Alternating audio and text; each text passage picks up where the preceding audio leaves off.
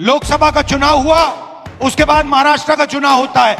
लोकसभा में हमारा गठबंधन महाराष्ट्र के चुनाव को जीतता है और फिर 4 महीने बाद बीजेपी महाराष्ट्र में विधानसभा जीतती है। आश्चर्यजनक नतीजा था।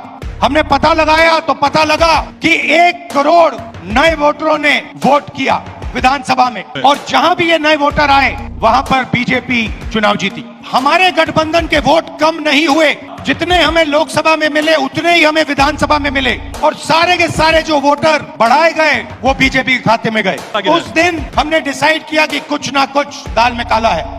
एक वोटर अनेक बार वोटिंग कर रहा है। चुनाव आयोग से हम सॉफ्ट कॉपी वोटर लिस्ट की मांगते थे, वो मना कर देते। वीडियोग्राफी मांगी, उन्होंने नहीं दी, और फिर कानून बदल दिया। इलेक्शन कमीशन ने अपना वेबसाइट बंद कर दिया, क्योंकि वो जानते हैं कि अगर हिंदुस्तान की जनता ने इसी डेटा को लेकर सवाल पूछना शुरू कर दिया तो उनका पूरा ढांचा कोलैप्स कर जाएगा। सिर्फ 1 सीट नहीं चोरी हुई है, और सिर्फ कर्नाटका में नहीं चोरी हुई है, पूरे हिंदुस्तान में सीटें चोरी हुई हैं। हिंदुस्तान की आवाज है।